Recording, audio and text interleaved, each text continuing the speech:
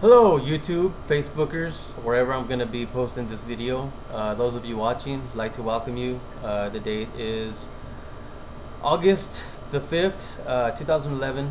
I'm just right here with my brother here in my room, and because I'm 28 years old, almost 28, and I'm living in my mom's garage. It's pretty freaking sad, but I don't have any kids, so it's not that bad. But I have my brother here, and I wanted to interview him. I was starting a interview earlier, but he just completely messed everything up because I wanted everything to be as natural as it can. I didn't want him to have any time to think about manipulation in any way.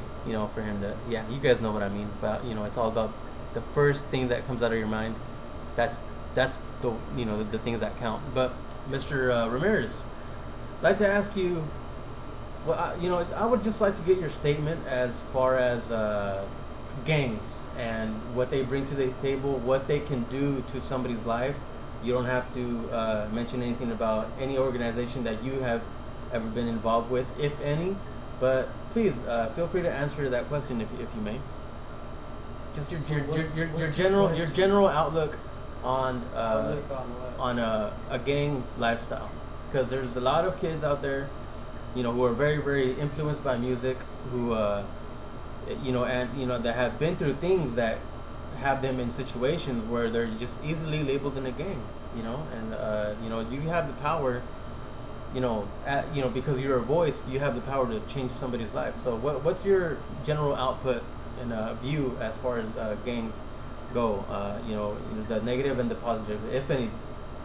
Please address the court. Address Facebook and YouTube.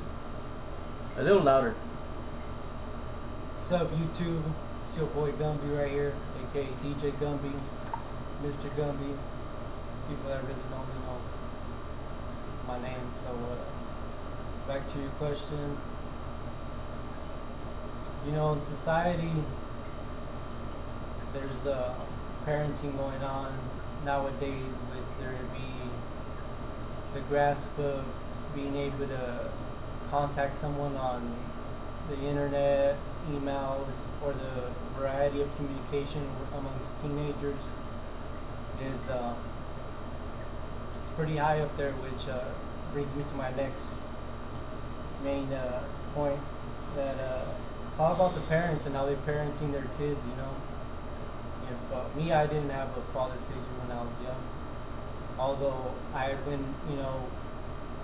I did stuff that I regret to nowadays, but sometimes it's just, if the other people are capable of doing harm to you or the people you care about, then by all means you're gonna bear arms and protect yourself.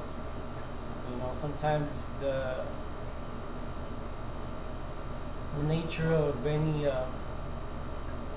gang is not so much the gang itself, it's the person, and if the person is viable, that needs either attention or needs counseling, needs someone to care, and they search everywhere, and unfortunately some of the places that they do search are in gangs.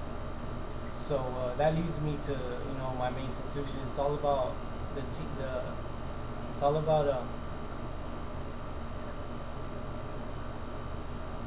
It's all about how somebody was raised, pretty much. if they were loved as as child. And I don't mean it like that, because there could be a lot of reasons that a person joins, whether it be money or Just certain it's events it's a that took need, on. It's a need that it's out there. You know what I mean? Everywhere you go, and don't get me wrong. I mean, you're gonna teach your kids what's right and what's wrong. Or if sometimes kids don't have parents and they don't have nobody, and that's one of the reasons too. So it's a variety of things that Ku Klux Klan. I mean, it's no different than a gang. It's no different. You know what I mean? Right. It's a lot of things that are similar to that when you're defining a gang. So there's a lot of things that could come into play, which causes somebody to turn to some type of gang organization or criminal enterprise in some way. Okay, so that's his. This is mine. I'm just gonna go ahead and just say whatever comes to my mind. a gang, you know, it's for people who really were never had much growing up, didn't have much of you know, I don't know, like, you know, somewhat of love, didn't feel like they were put somewhere where they felt they belonged. And a lot of times what happens when people do end up joining gangs, and any gang out there in the world, any gang, it you know, they find a level of respect that they want, that they yearn for, and and motherfucker, fucking smoke, and you know, so that's what people, you know, sometimes they want. You know, some people want power, and that's one way people that's one way for people to get it. And you know, people want to be noticed, and a lot of people want to take that as in a form of putting fear into somebody's eyes, like, because, but you know, then again, depending on what that type of individual is, you know, that's what they're gonna get. If you want, you know, like, if you want to be the top dog, you want to be the best, you want to be the craziest killer, person that has killed more people than anybody, it's like you're really gonna have to do your research and know what people have really done in life. Like, there's Richard Kuklinski, or I mean Richard Ramirez. There's what, you know, there's the BTK killer. Was something Kuklinski, I forgot his name. There's a lot of people out there that have really, like, killed like hundreds of people, and they just got away with it like nothing, you know, until eventually later on down the road they got caught. And you know, but there's a lot of different things in life that need to be understood, especially by the young youth, you know, because we're headed in directions where we don't really know exactly what's going to happen, especially 10 years down the line, if, you know, we ever even do make it, due to the circumstances that are currently at play right now. And you know, that goes along with a lot of, you know, ways, with a lot of, I'm talking about a lot of things with, as far as the economy goes, and this whole 2012 thing, epidemic. You know, I'm trying to stay sane in my own mind, for a lot of people out, you know, out there who actually listen to a stranger's voice like mine, you know, to let you guys know that you guys are not alone. But yeah, maybe that's pretty much my say on you know, on gangs and stuff, and how they, you know, I don't think they, you know, I heard Snoop Dogg mention about, you know, they interviewed him about what he thought gangs were, and he said that it influenced his life more of a negative way than a good way. And so it's just, you know, pretty much 80% bad. Like, you're always gonna be looking at, you gotta look over your back. You know, you're never gonna be at ease. You know, you can't be happy. You can never really, like, laugh the way you used to when you were a little kid. And you know, some people confuse weakness.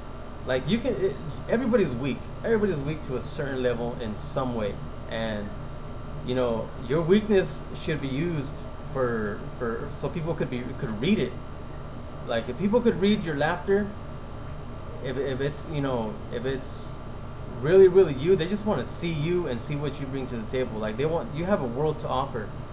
If their world is that shit, and you know a better world that you can show them, you know, you have something to offer somebody. It's just the better side of life. And even just for that 4 or 5 minutes where you're making somebody laugh, that's what it's about. That's what counts. I mean, that's just to me. So, like, you know, my brother here, he's been noticing a lot of the videos that I've been making, and I just make an ass out of myself. People say I'm gay, whatever. You know, I could care less, because I know I'm not. Like, leave me in a room with your girlfriend, and we'll see if I'm gay or not. Like, I mean, straight up, it's like that. Like, what is it gonna need to take? You know, you could say whatever you want.